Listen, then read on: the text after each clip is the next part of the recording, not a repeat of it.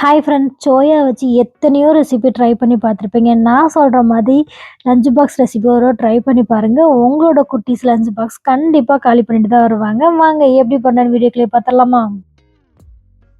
நான் ஆல்ரெடி ஒரு 1/4 கப் அளவுக்கு பச்சை பட்டாணியை வேக வச்சுருக்கேன்.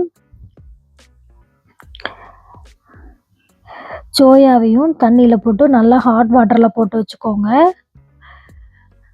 இந்த கப்பால் 1 கப் அளவுக்கு சோயாவை போட்டு நல்லா இது ஆறினோடனே தண்ணி இல்லாமல் பிழிஞ்சு எடுத்துக்கலாம். கொஞ்சம் கூட தண்ணி இல்லாமல் பார்த்துக்கோங்க. மிக்ஸி ஜாரில் ஆட் பண்ணிக்கலாம். உங்களுக்கு காரம் வேணும்னா மட்டும் இந்த ஸ்டேஜில் வந்துட்டு நீங்கள் பச்சை மிளகாய் ஆட் பண்ணிக்கலாம். இல்லை பச்சை மிளகாய் வேண்டாம் அப்படின்னு நினச்சிங்கன்னா இதை அப்படியே நம்ம அரைச்சிக்கலாம். இந்த அளவுக்கு அரைச்சிக்கோங்க. இப்போ இதை தனியாக நம்ம ஒரு பவுலுக்கு மாற்றிக்கலாம்.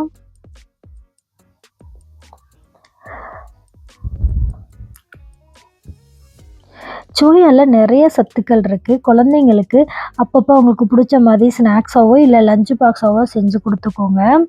ஒரு 1/4 கப் அளவுக்கு வேக வச்ச பட்டாணி ஆட் பண்ணிக்கிறேன். ஒரு 1/4 கப் அளவுக்கு துருவின பன்னீர் ஆட் பண்ணிக்கோங்க. 1 ஸ்பூன் அளவுக்கு இஞ்சி பூண்டு பேஸ்ட் ஆட் பண்ணிக்கோங்க. உங்கள்கிட்ட இஞ்சி பூண்டு பேஸ்ட் இல்லைன்னா சோயா நீங்கள் அரைக்கிறப்பயே கொஞ்சமாக பூண்டும் இஞ்சியும் நீங்கள் ஆட் பண்ணி சேர்த்து கூட நீங்கள் அரைச்சிக்கலாம்.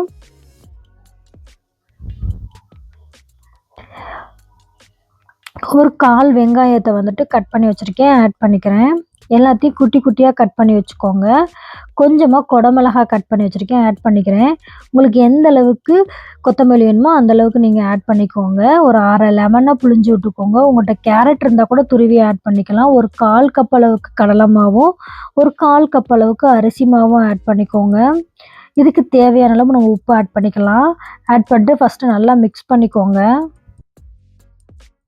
இது காரத்துக்கு வந்துட்டு ஒரு 1/2 ஸ்பூன் அளவுக்கு வந்துட்டு மிளகாத்தூள், ஒரு 1/2 ஸ்பூன் அளவுக்கு கரம் மசாலா ஆட் பண்ணிக்கிறேன். ஒரு 1/2 ஸ்பூன் அளவுக்கு தனியாத்தூள் ஆட் பண்ணிக்கோங்க.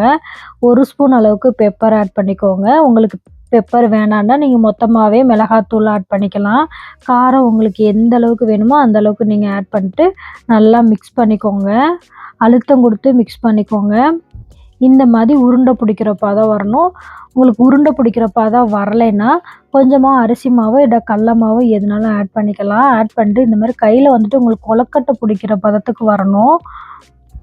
இந்த மாதிரி கொலக்கட்டை மாதிரி பிடிச்சிட்டு வீட்டில் ஏதாவது ஸ்டிக் இருக்கும் இல்லையா, அதை சென்டராக வந்துட்டு ஹோல் போட்டுக்கோங்க. அப்போ தான் உங்களுக்கு வந்துட்டு நல்லா உங்களுக்கு வெந்து வரும், உள்ளேயும் நல்லா வெந்து வரும்.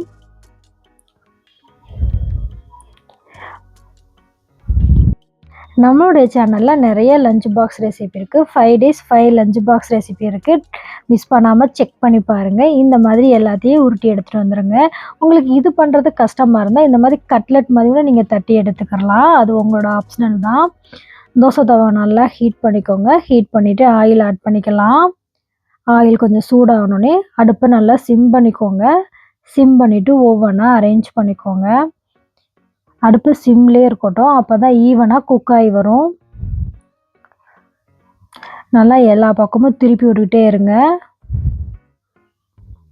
கலர் இந்த மாதிரி எல்லா பக்கமும் கோல்டன் கலரில் வந்துட்டு உங்களுக்கு வெந்து வரும்.